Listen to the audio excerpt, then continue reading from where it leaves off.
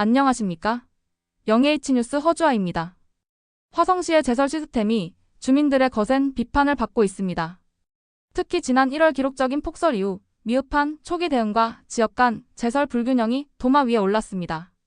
화성시 제설 시스템의 문제점이 이번 폭설을 계기로 전면 드러났습니다. 동탄, 향남, 봉담 등 화성시 전역에서 제기된 민원을 분석한 결과 제설 시스템의 구조적 한계가 확인됐습니다. 가장 심각한 문제는 초기 대응 실패입니다. 기상청의 폭설 예보가 있었음에도 화성시는 충분한 제설 자원을 사전에 배치하지 못했습니다. 그 결과 출근 시간대 도로 곳곳이 마비되는 사태가 발생했습니다. 동탄의 한 주민이 제보한 영상에 따르면 출근 시간대 주요 간선도로조차 제설이 이뤄지지 않아 차량들이 오도 가도 못하는 상황이 발생했습니다. 특히 이면도로의 경우 제설 작업이 전혀 이뤄지지 않아 주민들의 발이 묶였습니다. 더욱 심각한 것은 지역 간 제설 편차입니다. 신도시 지역인 동탄은 그나마 제설 작업이 신속하게 진행된 반면 구도심과 농촌 지역은 제설 작업이 크게 지연됐습니다. 일부 지역의 경우 폭설 이후 3일이 지나서야 제설 작업이 완료되는 등 지역 간 차별이 극명하게 드러났습니다. 향남읍의 경우 주요 도로 외에는 제설 작업이 제대로 이뤄지지 않아 주민들이 직접 삽을 들고 나서는 상황까지 발생했습니다. 봉담읍 역시 제설 작업 지연으로 인해 출퇴근 시간이 평소보다 2배 이상 늘어나는 불편을 겪었습니다. 보행자 안전 문제는 더욱 심각합니다.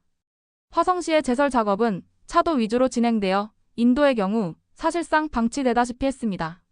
이로 인해 보행자들의 낙상 사고가 잇따랐으며 특히 노약자와 어린이들의 보행 안전이 크게 위협받았습니다. 화성시 시민단체는 이번 사태의 근본 원인으로 부족한 제설 장비와 인력을 지적했습니다. 현재 화성시가 보유한 제설 차량은 인구 대비 경기도 내 타 도시에 비해 현저히 부족한 것으로 나타났습니다. 또한 제설 작업 인력도 필요 인원의 60% 수준에 그치고 있는 것으로 조사됐습니다.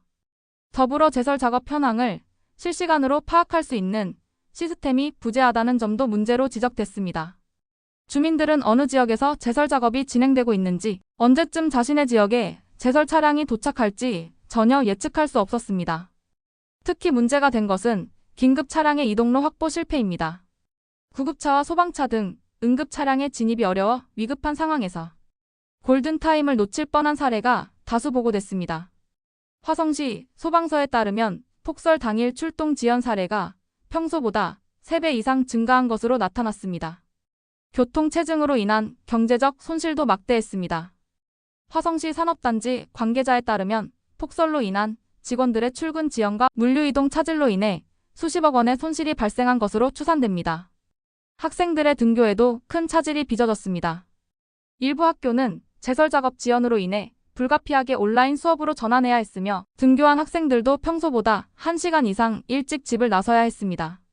이러한 상황에서 화성시의 대응은 더욱 문제였습니다.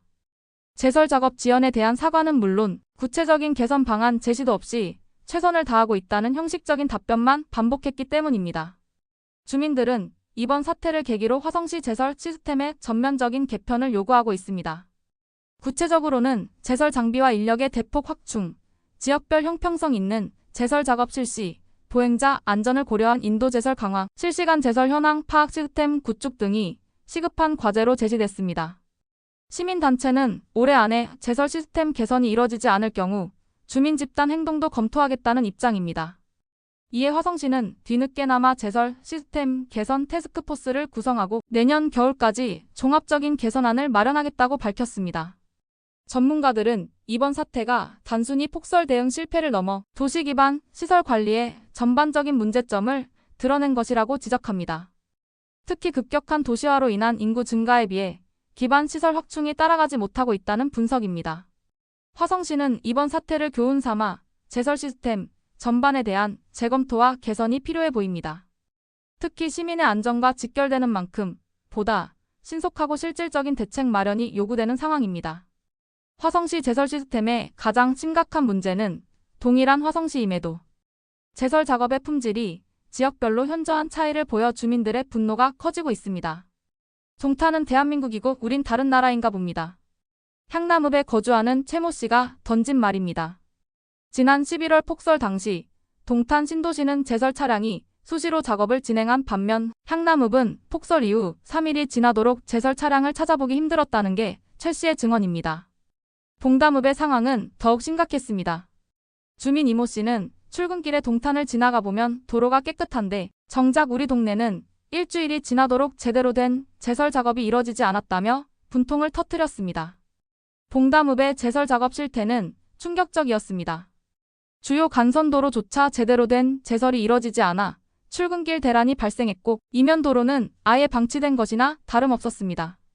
봉담읍 동아리의 한 주민은 평소 30분이면 충분한 출근길이 3시간 가까이 걸렸다며 그나마 옆 동네 주민들이 자발적으로 나서서 도로를 치우지 않았다면 꼼짝도 못할 뻔했다고 분노했습니다.